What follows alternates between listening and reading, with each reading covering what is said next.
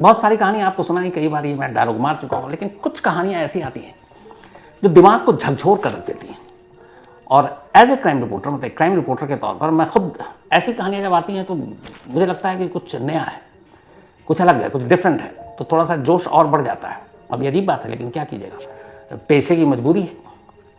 कल रात से खबर आ रही थी मेरठ से, और वो जैसे जैसे फिर पूरी डिटेल हुई, डिटेल में वो बातें हुई, और फिर उस खबर की गहराई में गया, और उसके बाद जब सच्चाई सामने आई तो दिमाग घूम गया।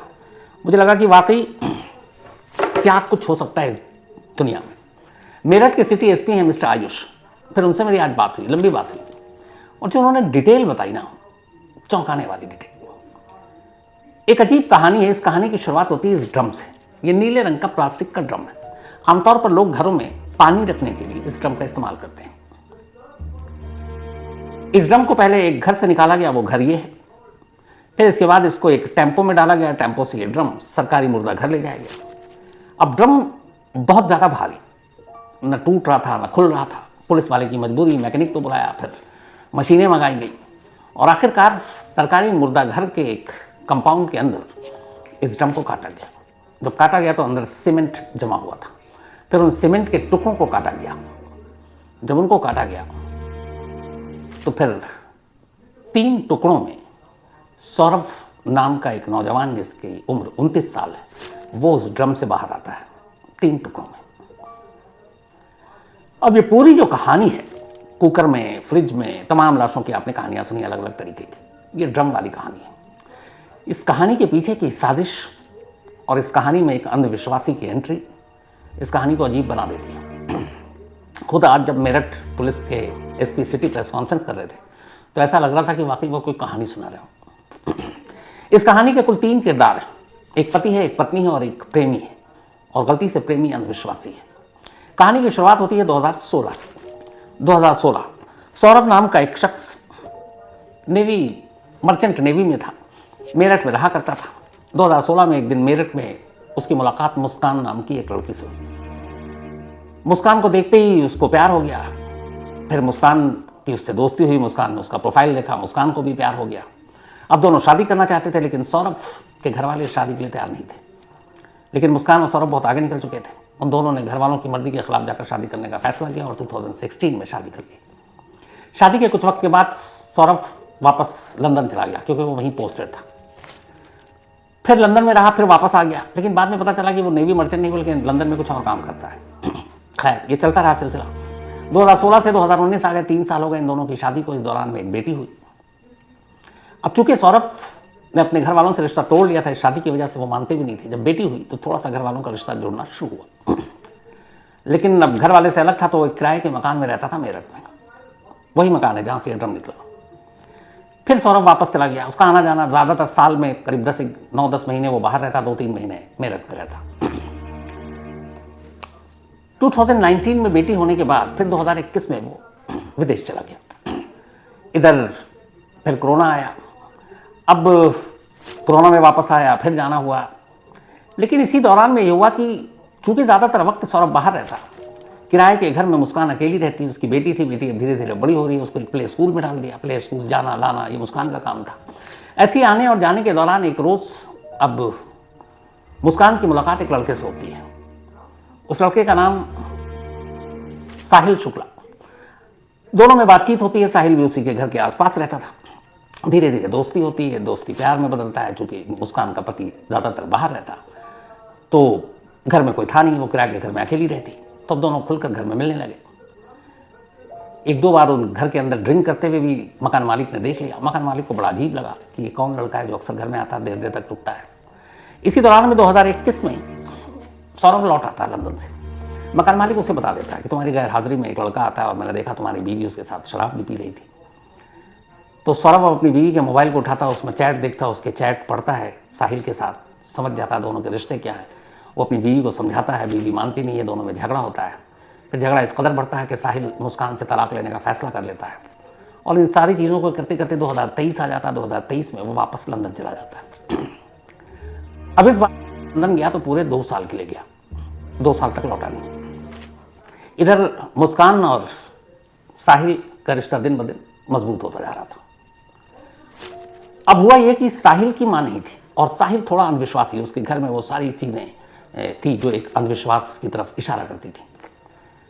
साहिल की माँ की मौत हो चुकी थी, लेकिन साहिल ने एक नंबर ले रखा था मोबाइल पर और उसमें एक अकाउंट खोल रखा था और वो अकाउंट उसने अपनी माँ के नाम पर खोल रखा था और उस अकाउंट से वो स्नैपचैट करता अपनी माँ से, यूँ ही माँ ये है वो। आप लोगों में से बहुत सारे लोगों ने शायद एक फिल्म आई थी अल्लू अर्जुन की डीजे, बहुत ही मशहूर फिल्म थी, मैंने कई बार देखी। उस फिल्म में जो एक कैरेक्टर है वो अपनी माँ से बात करता है, सेम यहाँ पे साहिल का था कि वो स्नैपचैट के जरिए उसे लगता है कि उसकी माँ उससे बात कर रही है। धीरे धीरे जब नज़दीकी आई तो मुस्कान को ये बात पता चली। मुस्कान साहिल को पसंद भी करती थी। मुस्कान ने एक खेल खेला, उसने अपने भाई के नंबर पर एक सिम लिया, उसमें एक अकाउंट खोला स्नैपचैट का और उस स्नैपचैट के जरिए अब वो साहिल के उस अकाउंट पर मैसेज करने लगी जो उसे लगता था कि इसकी माँ का अकाउंट है। और उस अकाउंट में अपनी तरफ से मुस्कान ये कहती कि ये लड़की, खुद के बारे में साहिल को, कि वो लड़की मुस्कान बहुत अच्छी है, तुम्हारी ज़िंदगी में तुमको बहुत खुश रखेगी, उसका ख्याल रखना, उसको कभी छोड़ना मत, धोखा मत देना। अब ये सारे चैट पढ़ के उधर, चूँकि वो अंधविश्वास का मारा साहिल, उसे लगता है कि ये माँ उससे बातें कर रही है और माँ उसे बता रही है मुस्कान के बारे में। तो ये सारी बातें सुनकर माँ की तरफ से उसको मुस्कान से और भी ज़्यादा प्यार हो गया। अब उसके दिल में आया कि मुस्कान से ही शादी करेंगे, किसी और से नहीं। इधर साहिल की वजह से लड़कर सौरभ लंदन जा चुका था। स्नैपचैट ने उनको और करीब कर दिया था। धीरे धीरे अब नज़दीकियाँ बढ़ती गईं। अब आलम ये हो गया कि साहिल बर्दाश्त ही नहीं कर रहा था कि वो मुस्कान अलग रहे और वो सौरभ की पत्नी बनकर रहे। एक दिन उसने कहा कि तुम सौरभ को डिवोर्स दो और मुझसे शादी करो। फिर उसने कहा कि डिवोर्स देने का फ़ायदा नहीं, कि वो डिवोर्स दोगे तब भी वो आसपास ही रहेगा, तो एक काम करते हैं। उसने कहा सौरभ का वध कर दो, यानी कत्ल। ये वध शब्द का भी इस्तेमाल डीजे फिल्म में हुआ था। अब इधर कहानी यूँ आगे बढ़ रही थी कि मुस्कान भी अब सौरभ से पीछा छुड़ाना चाहती थी। साहिल के पास और करीब आकर अब उसने साहिल की बातों में आकर तय कर लिया कि सौरभ को रास्ते से हटा देते हैं और उसका कत्ल करेंगे। और कत्ल करने के बाद अब साहिल इस बात पर खुश कि मुस्कान उसकी होगी, दोनों शादी कर लेंगे। अब दोनों ने प्लानिंग करनी शुरू की। यहाँ से कहानी देखिएगा कि अभी कत्ल हुआ नहीं है साहिल और अभी मुस्कान को पता नहीं है कि सौरभ कब आएगा इंडिया, लेकिन प्लानिंग शुरू होगी कि अच्छा कैसे मारेंगे। तो अलग अलग तरीके उन्होंने गूगल में सर्च करना शुरू किया। फिर ये हुआ कि नहीं, बेहोशी की दवा देंगे और उसके बाद उसे चाकू से मार डालेंगे। तो बेहोशी की दवा कौन सी होगी, उस पर गूगल में पूरा सर्च किया। फिर हुआ कि चाकू से मारेंगे तो चाकू तो बड़ा होना चाहिए। तो साहिल ने भेजा मुस्कान को, जाओ शॉप जाओ और 2 चाकू खरीदो बड़े बड़े। वो दुकान में गई, 2 बड़े चाकू खरीदे। दुकानदार ने पूछा इतने बड़े चाकू क्यों चाहिए? उसने कहा मुर्गा काटना है इसलिए चाहिए। 800 रुपये के 2 चाकू ले आई। अब ये हुआ कि चलो कत्ल तो हो जाएगा, लाश का क्या करेंगे? तो पहले दोनों ने प्लान बनाया कि लाश को कहीं दफना देंगे किसी सुनसान जगह पर। और वैसे भी सौरभ के घर वाले सौरभ से उतना करीबी तो रखते नहीं है, शादी की वजह से नाराज़ थे, तो कोई पूछेगा भी नहीं और पता भी नहीं चलेगा लंदन में है कि यहाँ है, तो कौन उसकी खबर लेगा। तो लाश को दफना देंगे, दुनिया को भनक नहीं लगेगी। अब ये था कि लाश को कैसे दफनाना है, कितने नीचे दफनाना है, क्या तरीका होता है, ये पता नहीं। तो अब क्या करेंगे? तो उन्होंने कहा कि चलो अपने कुछ दोस्तों से पूछते हैं। अब लेकिन दोस्तों से डायरेक्ट पूछेंगे कि लाश को दफनाना, पकड़े जाएंगे। तो उन्होंने अब दोस्तों से पूछना शुरू किया कि ये बताओ कि जो पूजा सामग्री होती है, बहुत सारे ऐसे जगहों पर जहाँ आपके किनारे गंगा यमुना नहीं है, तो लोग पूजा की सामग्री का अपमान ना हो उसे ज़मीन में गाड़ देते हैं। तो दोस्तों से पूछना शुरू किया कि पूजा सामग्री को कैसे गाड़ते हैं। तो उन्होंने बताया कि बस ऐसे गड्ढा खो तो डाल दो। उसने कहा नहीं, अगर ज़्यादा गहराई में डालना हो। उन्होंने कहा कि इतनी गहराई में जाने की ज़रूरत क्या है। तब इन्होंने ऐसे ही पूछ लिया कि अच्छा लाश को गाड़ने में कैसे तरीका क्या होता है। दोस्तों ने फ़ौरन भाप लिया। उन्होंने कहा तू पागल है क्या, इस तरह की बातें कर रहा है। फिर ये डर गए कि कहीं दोस्त खुलासा ना कर दें। इन्होंने लाश को दफनाने का आइडिया ड्रॉप कर दिया। और इसी के बाद एक नया आइडिया आया कि क्यों ना एक ड्रम खरीदते हैं, ड्रम में लाश के टुकड़े डालते हैं और उसके बाद सीमेंट का घोल डाल देंगे, ड्रम पैक, कभी पता ही नहीं चलेगा। तय हो गया। अब सब कुछ तय हो गया, चाकू खरीद कर ले आए। अब सौरभ का इंतज़ार। 25 फरवरी को मुस्कान का जन्मदिन होता है। तमाम लड़ाइयों के बावजूद सौरभ मुस्कान से प्यार करता था। तो अपनी बीवी के जन्मदिन पर ख़ास लंदन से वो मेरठ आया और उसने मुस्कान को बताया कि मैं 24 फरवरी को पहुंच रहा हूँ। 25 को जन्मदिन था, साथ मनाएंगे पति पत्नी और बेटी। तो ये बात मुस्कान ने साहिल को बताई कि 24 फरवरी को वो आ रहा है। दोनों ने तय कर लिया कि ऐन मुस्कान के बर्थडे के दिन यानी 25 फेब 25 फरवरी को ही सौरभ को मार डालेंगे। प्लान ये हुआ कि बेहोशी की दवा सौरभ की शराब में मिलाएंगे, उसे पिलाएंगे और जब वो बेहोश हो जाएगा तो उसे चाकू से मारेंगे। दोनों तैयार। अब 25 फरवरी को मुस्कान का जन्मदिन मनाया जाता है। रात हुई। अब शराब में उसकी बेहोशी की दवा मिला दी गई है, लेकिन सौरभ शराब पीने से इनकार कर देता है, कहता है आज मैं नहीं पीऊंगा। अब मुस्कान की बीवी है, सारी 15 दिन पहले शादी हुई है, हो सकता है कुछ बेहोशी की दवा उसने शराबी को बताई, शराब उसने पी दुश्मनों के बारे में, अब जबरदस्ती पिला नहीं सकती थी, प्रगति है पुलिस के सामने, इसलिए ये पहली कोशिश नाकाम रही और सौरभ बच गया। अब जब बच गया तो अगले दिन फिर साहिल और मुस्कान मिलते हैं कि अब क्या करें, तो उन्होंने मौत की अगली तारीख चुनी 3 मार्च। 3 मार्च इसलिए चुनी क्योंकि सौरभ और मुस्कान की बेटी का एग्ज़ाम था 2nd क्लास का और 3 मार्च को लास्ट पेपर था जहाँ वो थी स्कूल में, और पेपर के बाद मुस्कान अपनी बेटी को अपनी माँ के पास भेजना चाहती थी ताकि घर में सिर्फ पति पत्नी रहे और कोई हो ना। 3 मार्च की तारीख चुनी गई। 3 मार्च को एग्ज़ाम ख़त्म हुआ। अपनी बेटी को मुस्कान ने अपनी माँ के घर छोड़ दिया जो उसके घर से कुछ दूरी पर रहा करती थी। अब घर में सिर्फ सौरभ और मुस्कान। साहिल ने आइडिया दिया, मुस्कान ने उस पर काम करना शुरू किया।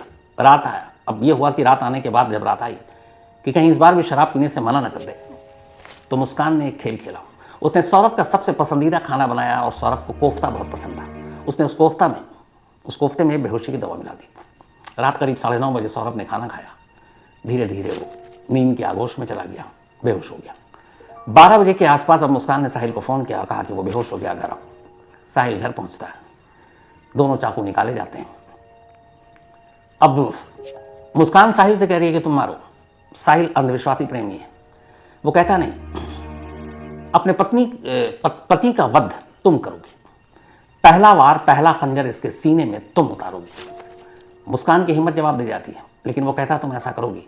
वो मुस्कान के हाथ में खंजर देता है, वही चाकू उसके सीने के करीब ले जाता है। मुस्कान खंजर को पकड़े हुए, उसके बाद अचानक साहिल उसी हाथ पर जोर से हाथ मारता है और फिर खंजर सीने के अंदर उतर जाता है।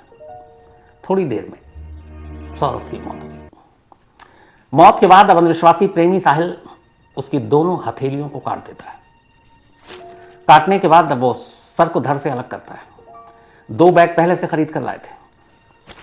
एक बैग में सर और दोनों हथेलियां रखता है, एक बैग में धड़ रखता है। धड़ वाला हिस्सा बैग में डालकर मुस्कान के ही बेड के नीचे रख देता है और जो जिसमें सर और हथेलियां थी उसे बैग में बंद कर साहिल रात के 3 बजे उस बैग के साथ अपने घर चला जाता है जो कि पड़ोस में था। अब इधर घर में अकेली है मुस्कान, उसी कमरे में जिस बेड के नीचे उसके पति का धड़ है। लेटने की, सोने की कोशिश कर रही है, नींद नहीं आ रही, डर लग रहा है। वो साहिल को फ़ोन करती है कि मैं यहाँ अकेले नहीं रह पाऊंगी, मुझे डर लग रहा है। साहिल कहता है मेरे घर आ जाओ। वो रात को फिर साहिल के घर पहुँचती है, दोनों सो जाते हैं। सुबह होती है। अब सुबह वही बैग लेकर साहिल वापस घर आता है। उसके बाद मुस्कान से कहता है तो मार्केट जाओ, सीमेंट लेकर आओ। वो जाती है, 1 बोरी सीमेंट लेकर आती है। कहता है 1 बोरी से कुछ नहीं होगा, और लो। फिर वो दोबारा जाती है और सीमेंट लाती है। इसके बाद ड्रम पहले से ही घर में लेकर रखा हुआ था, उस ड्रम को लिटाते हैं। उसके अंदर जिस्म के 3 टुकड़े थे, सर, धड़ और दोनों हथेलियाँ, उसको डालते हैं। सीमेंट की बोरी पलटते हैं, उसमें पानी डालते हैं और पूरा ड्रम जो है वो फुल कर देते हैं सीमेंट और पानी से, और साथ में लाश। इसका ढक्कन बंद कर देते हैं। ड्रम को उसी कमरे में छोड़ देते हैं। फिर ब्लैंकेट से वो ब्लीच का ऑर्डर करते हैं, करीब 10 किलो का। वो मंगाते हैं, पूरे घर की सफाई करते हैं। पहला जो साजिश का हिस्सा था वो यहाँ ख़त्म हो जाता है। अब इसके आगे की प्लानिंग भी पहले से थी। ये सब करने के बाद अब शाम हो गई 4 मार्च की। 4 मार्च को दोनों एक कैब बुक करते हैं और उस कैब में बैठकर वहाँ से शिमला के लिए निकल जाते हैं। मुस्कान को मालूम था कि उसके सौरभ के घर वालों को पता है कि वो लंदन से आया हुआ है, तो सौरभ और वो शिमला घूमने चले गए, क्योंकि वो बहुत दिन बाद, 2 साल के बाद आया था वो इस बार। सौरभ के कत्ल के बाद उसका मोबाइल अब मुस्कान के कब्जे में था, तो साहिल के साथ कैब पर निकलती है और सौरभ के मोबाइल से सौरभ के भाई और बहन को मैसेज करती है कि मैं और मुस्कान शिमला जा रहे हैं घूमने, वहाँ से मनाली जाएंगे और वहाँ से कसौल जाएंगे। उधर से भाई बहन के रिप्लाई भी आ रहे हैं। अब ये दोनों वहाँ से चले जाते हैं शिमला, फिर वहाँ से आते हैं मनाली, फिर जाते हैं कसौल, और इस बीच में होली आ गई। तो बहन और भाई पूछ रहा है, मोबाइल तो उठाना नहीं था क्योंकि आवाज़ से पकड़ी जाती, क्योंकि फ़ोन था मुस्कान के पास, तो सिर्फ मैसेज पर रिप्लाई कर रही थी। तो पूछा गया होली में आओगे? उसने कहा नहीं, हम यहाँ घूम रहे हैं, होली में नहीं आ पाएंगे। जबकि बड़ा पता लगा कि होली में क्यों नहीं आ रहे, 2 साल बाद तो देश आया था। तो वो सौरभ के मोबाइल से सबको मैसेज करती रही, रिप्लाई करती रही, बताती रही हम सब ठीक हैं, अभी यहाँ घूम रहे हैं, अभी यहाँ घूम रहे हैं। 14 दिन बीत गए। 18 मार्च की तारीख आ गई। कुल 84,000 रुपये थे जो मुस्कान घर से लेकर निकली थी, कुछ पैसे साहिल के पास थे, वो सब खत्म हो गए। अब उसे पता था कि सौरभ के अकाउंट में 6 लाख रुपए हैं, लेकिन उसके अकाउंट से पैसा निकालने में उसे मुश्किल हो रही थी, पता ही नहीं था कैसे निकाले। 18 मार्च को उसने अपनी माँ को फ़ोन किया मुस्कान ने। उसने कहा कि माँ ये बताओ कि सौरभ के अकाउंट से पैसे निकालने हैं, कैसे निकाले। माँ चौंकी। उसने कहा कि जब सौरभ तेरे साथ है, तुम लोग शिमला मनाली साथ घूम रहे हो, तो पैसा निकालने का तरीका मुझसे क्यों पूछ रही हो? तुम्हें पैसे की ज़रूरत क्या है? तो सौरभ से मांग लो, सौरभ से पूछो कैसे निकालना है। तब मुस्कान के मुंह से निकल गया कि सौरभ तो है नहीं, वो तो मर चुका है। माँ घबरा गई। ये बात वो छुपा सकती थी, लेकिन उसे लगा कुछ गड़बड़ है, क्योंकि होली पर भी नहीं आई, बेटी यहाँ छोड़कर गई हुई है। और पहले रिश्ते के बारे में और डिवोर्स के बारे में भी उन्हें मालूम था कि ये गड़बड़ चल रहा है। तो माँ बाप पुलिस स्टेशन पहुंच गए, मुस्कान के अपने, और जाकर कहा कि ऐसी ऐसी बात है और मेरी बेटी ने ये बताया, और वो 14 दिनों से घर पर भी नहीं है। इस दौरान में पैसे थे नहीं। इत्तेफाक से 18 मार्च को ही मुस्कान साहिल के साथ घर लौट आई। इधर घर लौटती है, उधर पुलिस आती है, घर के अंदर दाखिल होती है। घर के अंदर एक ड्रम था, ड्रम इतना भारी कि पुलिस को शक होता है। तब तक ये सारी बातें सुनकर सौरभ का भाई भी वहाँ पहुँच चुका था। इन दोनों से पूछताछ होती है, ड्रम को तोड़ने की कोशिश होती है, खोलने की कोशिश होती है, नाकाम होते हैं। फिर पुलिस वाले टेम्पो बुलाते हैं, उसमें ड्रम को रखते हैं और मुर्दा घर ले जाते हैं पोस्टमार्टम के लिए, ताकि पहले ड्रम खुले। फिर मैकेनिक को बुलाते हैं, मैकेनिक ड्रम को काटता है, फिर पत्थरों को तोड़ता है, क्योंकि वो सीमेंट के घोल से बिल्कुल सख्त हो चुका था। और फिर अंदर से लाश के टुकड़े मिलते हैं, 2 हथेलियाँ, एक सर और एक धड़, दोनों पैर। जब ये सारी चीज़ें सामने आ गई तो फिर मुस्कान ने और साहिल ने अपना जुर्म कबूल कर लिया। साहिल का ये कहना था कि उसने ये सब कुछ इसलिए किया क्योंकि मुस्कान को वो पसंद करता था और मुस्कान को उसकी माँ भी पसंद करती थी। वो माँ जो इस दुनिया में नहीं है, जो दिमागी तौर पे वो सोचता था बात करती है, और उसको भड़काने में उस मुस्कान का भी हाथ था, जो उसको चैट करके ये बताती थी माँ बनकर उसकी कि ये लड़की अच्छी है, तुम्हें खुश रखेगी। और वो अंधविश्वासी साहिल इन सारी चीज़ों में आ गया और उसे लगा कि बस ज़िंदगी यही है, इसी से शादी करेंगे। तो इसीलिए उसने सीधे सीधे कहा कि व्रत करोगे। और वहमी था, अंधविश्वासी था, तो उसे लगा कि अगर पत्नी मारेगी तो फिर ये सारी चीज़ें नॉर्मल हो जाएंगी। दोनों हथेलियाँ भी इसलिए काटा कि उसके हिसाब से दोनों हथेलियों को काटने से जो किस्मत लकीरें हैं, वो सारी चीज़ें जो बाद में शराब पाप बन सकती हैं, वो भी नहीं होगी। तो ये सारी चीज़ों उसने किया। लेकिन इस कहानी का क्लाइमैक्स जानते क्या है?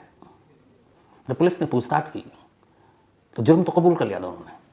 मुस्कान से पूछा कि तुम्हारा पति तो तुम्हें डिवोर्स देना चाहता था, तुम आसानी से उससे तलाक ले सकती थी, और तलाक लेकर तुम साहिल से शादी कर सकती थी, तो फिर कत्ल क्यों? मुस्कान ने कहा, मैं साहिल से कभी शादी नहीं करना चाहती थी और मैं कभी करती, बस एक साथी के तौर पर मुझे पसंद था और मैं उसके साथ अच्छा वक्त गुजार रही थी। साहिल से पूछा गया, तुमने ये कत्ल क्यों किया? उसने कहा, अगर सौरभ रहता तो फिर उसकी ज़िंदगी नर्क रहती, क्योंकि वो मुस्कान से शादी करता और वो तंग करता। अभी भी शायद साहिल को ये सच्चाई नहीं मालूम कि जिस मुस्कान की वजह से उसने उसके पति का कत्ल किया और करवाया, जिससे शादी करने के लिए, वो मुस्कान कभी उससे शादी करना ही नहीं चाहती थी। अब सोचिए कि अगर ये राज फाश ना होता, ये ड्रम की सच्चाई बाहर ना आती, कुछ दिन बीत जाता और फिर साहिल अगर मुस्कान पर शादी के लिए दबाव डालता, तो क्या इस कहानी का पार्ट 3 शुरू नहीं होता? क्यों पार्ट 3 मैंने कहा? पहली शादी लव मैरिज जो मुस्कान और सौरभ ने की, दोनों ने एक दूसरे को देखा, प्यार हुआ, घर वालों की मर्जी के खिलाफ शादी की, लव मैरिज। लव मैरिज के बाद मुस्कान को फिर लव हुआ साहिल से, लेकिन साहिल से वो शादी नहीं करती। तो जब ये सच्चाई साहिल को पता चलती है इस कत्ल के बाद कि वो उससे शादी नहीं करना चाहती है, फिर एक क्राइम होना तय था। इसीलिए मैंने कहा कि शायद मुस्कान पार्ट 3 भी हो सकता था, लेकिन उससे पहले इस कत्ल का राज फाश हो गया। क्या क्या दिमाग लगाया और क्या कुछ किया और हाथ क्या आया, दोनों के ज़िंदगी भर की कैद, सलाखें, और उस मासूम बच्ची का क्या जो सौरभ और सोनिया की थी। बाप का साया माँ ने छीन लिया, माँ कानून की गुनहगार, 4 दीवारी के पीछे उम्र भर, और वो यतीम हो गई एक झटके में। इसीलिए कहते हैं बुरे काम का हमेशा बुरा नतीजा होता है। लेकिन काश क्राइम करने से पहले अगर हर कोई ये सोच ले, क्राइम रेट अचानक गिर जाए, लेकिन सोचेगा कौन? तो ये थी आज की कहानी।